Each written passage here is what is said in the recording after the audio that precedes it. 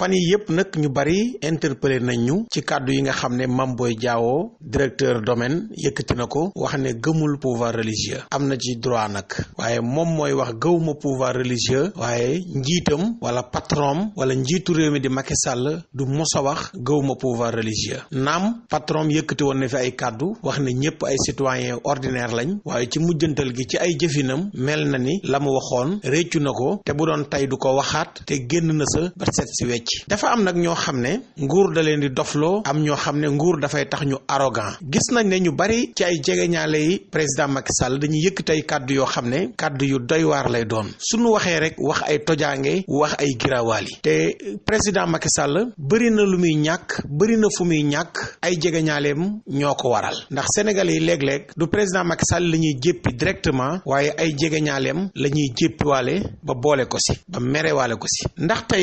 tey ku mel ni Moussa Diop yëkkate woon na fi kàddu yu mel noonu wax ne autoroute bi dañu ko war a dajjati dindi ko mu nekkoon kàddu yoo xam ne merloo woon na képp kuy citoyen sénégalais bu gëm ay valeur waaye murid yi mere woon nañ lool ki nga xam ne moom mooy Moussa Diop jamono jooju sax mere woon nañ Moussa Diop ba merewaale président Macky Sall ndax dañoo gisoon ne jëlu ci yenn matukaay ci kàddu yu doy waar yooyu nga xam ne Moussa Diop yëkkati woon na ko ndax moom Mame Boye Diao war naa mën a xoolaat boppam ndax pouvoir religieux boo ne gëwma ko kon yow yaa ngi weddi taxawaay bi suñ kilifa diine yi am ci réew mi sorewut ak loolu te pouvoir religieux bi mu ne gëmu ko président Macky Sall gëm na ko bu baax a baax a baax ndax fan yi ñu génn jàppante yi amoon ci réew mi ba ñenn ñi jàpp ne Sénégal ci guutu lay dugg kilifa diine yi ñoo tax dal am pouvoir religieux bi moo tax dal am kilifa yi ñoo wax opposition bi bàyyi te am na foo xam ne réew mi naroon na faa dugg fii ci Sénégal ay yoon ay syndicat grève nañ fi grève bu të dakk kilifa diine yi wax ñu teg ko ci suuf kon pouvoir religieux kenn mënu ko nattable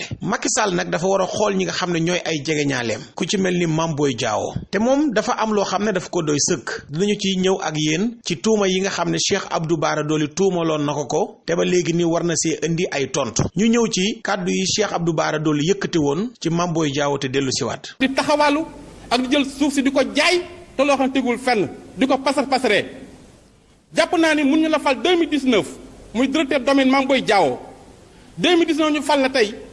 nga nekk maanaam fonctionnaire ba ëpp alal ci Sénégal di dawal ñetti oto yoo xam ne 150 millions lay jar doo xëy si doo liggéey si bu pare jël suuf si di ko jaay loo tegul fenn mën naa laa wan ay leeral yoo xam ne si loolu monsieur le ministre boo jëlee une notification boo xamante ne le 20 mars 2020 ci la ñu signé notification ak Mame Boye Diao mu rattaché ko ci commission bi nga xamante ni commission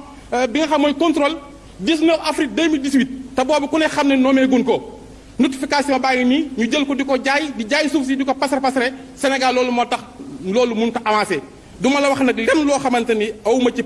preuve yaa ngi nii notification yaa ngi nii signature yaa ngi nii. kon mbokk yi Mame Boye Diao war naa lijjanti tuuma yooyu nga xam ne moom lañ ko tuumaal te muy xoolaat ay kàddoom Sénégal kenn mënut a nekk ci dëkk bi te doo respecter wala doo reconnaître li nga xam ne mooy pouvoir religieux président Macky Sall nag dafa am ay jegeñaaleem yoo xam ne ñoo koy yàqal si tojaange yi nga xam ne moom la ñuy faral di wax te gis nañ ne ñenn si ay jegeñaaleem dañuy def ay tojaange ba pare dara du leen ci fekk jërë ngeen jëf.